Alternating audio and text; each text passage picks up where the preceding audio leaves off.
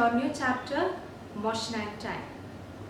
In this session, we are going to discuss what is state of rest and state of motion, then types of motion, what is physical quantity and their classification, and last, distance and displacement. So first we are going to discuss about state of rest and state of motion. If we look around, we can see different types of objects like buildings, trees, plants, cars, etc. In these, some of them are at rest or in motion. Then how can we say that a body is at rest or in motion? For that, we need a reference point. So let's see what is reference point. For example, a person says that a car is moving. In this case, the car is changing its position with respect to the person. So person is a reference point in this case. Take another example. Suppose our school is 20 kilometers away from your home. In this case, we measure the position of our school from your home. So can you tell in which is the reference point? Here, the reference point is your home. So we can conclude to describe the state of motion and state of rest, its position should be measured. Then it is measured from some fixed point or fixed object. So this fixed point or fixed object is known as reference point. So with respect to the reference point, we can find out whether the object is at rest or in motion. Look at the buildings and trees. They remains in the same position with respect to its surroundings or with respect to time. That means they will not change its position with respect to its surroundings. Therefore, we can say that these objects are in the state of rest. So what is state of rest?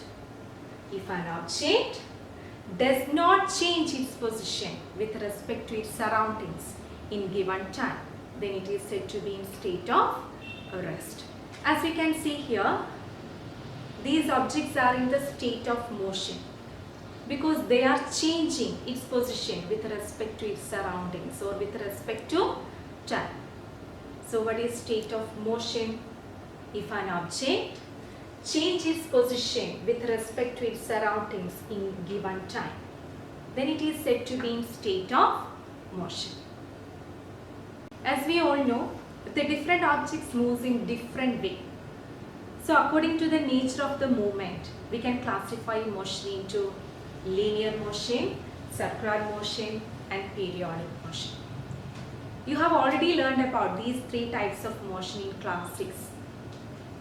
So let us revise these three types of motion through this exercise. This is taken from your textbook that we are referring. So students, please note page number 143. So you can refer it. Here you have to identify the type of motion in each case. Okay. Here you have to identify the type of motion in each case. Consider the first example. Soldiers in a march past. Is it linear or periodic or circular? It is linear because the soldiers are moving in straight line path. Next, consider the third example. Hands of an athlete in a race. Can you tell what kind of motion is here? Here, the type of motion is periodic because the movement of hands is repeating in certain intervals of time. So it is in periodic motion. Next, the fourth example, pedal of a bicycle in motion. As you know, in this case, the pedal of bicycle moves along the circular path. So it is in circular motion.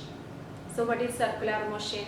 If an object moves along the circular path, then it is said to be in circular motion. Okay. So other three examples you can do as homework. in your textbook. Next we are going to discuss another topic, that is distance and displacement. These are the two physical quantities used to describe the motion of an object. Once again, distance and displacement are the two physical quantities. Then what is physical quantity? So let's see what is physical quantity and the classification. Then after that we will discuss about distance and displacement. What is physical quantity? Anything which you can measure is known as physical quantity. That means any quantity which can be measured is a physical quantity. For example, length. It is a physical quantity because it can be measured with the help of meter rod or measuring tape.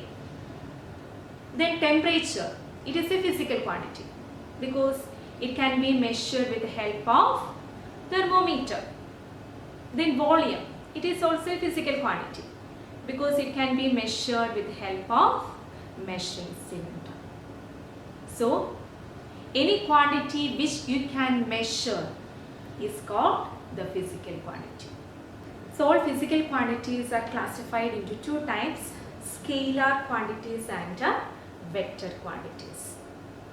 So, first let's see what are scalar quantities and vector quantities.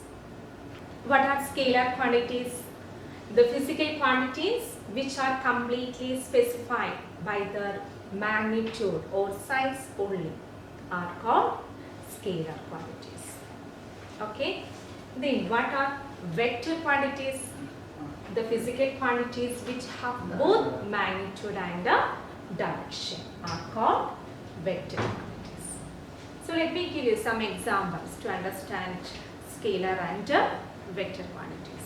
Suppose mass of sugar is 20 kilogram. You know, mass is a physical quantities because it can be measured using weighing machine. Here, mass of sugar is 20 kilogram. Here, the numerical value 20 represents its magnitude or size. Then another example is time is 40 seconds. Here, the numerical value 40 represents its size or magnitude. So, the numerical value of physical quantity is its magnitude. So, what is magnitude? The numerical value of a physical quantity. So, here the time and mass are scalar quantities because they have only magnitude. Take another example. Force is 10 Newton, then downward. Here 10 is the numerical value of force. Then downward is the direction of force. Here force is described by its magnitude and direction. So it is a vector quantity. That means a scalar quantity has only magnitude, but a vector quantity have both magnitude and direction. Let me come back to our topic, distance and displacement. Usually distance and displacement are used in the same sense, but these quantities are quite different in physics. So let's see the differences between distance and displacement through some examples. So consider this figure. Here an object starts its journey from point A to point B through C and D. Here ACDB is the actual path length of an object. So it gives the distance. So distance is the actual path length of an object. Then what is displacement? It is the shortest straight line path between initial and final position. Okay, what is displacement? It is the shortest straight line path between initial and final position. So in this case, A is the initial position and B is the final position. So the straight line path AB gives its displacement. This arrow mark represents its direction of motion. So in displacement, the direction of motion is always from initial position to final position. In this case, the direction of motion is from A to B. Let us take another example. As we can see here, a man moves from point A to point B, then to point C and finally to point D as shown in figure. What is the distance and displacement traveled by the man? Let's calculate. Distance is the total path length or actual path length covered by an object. Here, the total length is A, B, C, D. So to find distance, we have to add AB, BC and CD. Then what is AB? AB is 50 meter. Then what is BC? That is 30 meter. Then what is CD? It is 50 meter. So distance is 130 meter. So here 130 is its magnitude. The meter is the unit of distance. The next we have to find out displacement. Displacement is the shortest straight line path between initial and final position. So in this case, A is the initial position and D is the final position. So AD is its displacement. So what is AD? Here AD is equivalent to BC. So AD is 30 meter. Then what is the direction of displacement? From A to D or to north. As you can see here, displacement has both magnitude and direction. So it is a vector quantity. But distance is a scalar quantity because it has only magnitude. Okay. So we can conclude the differences between displacement and distance.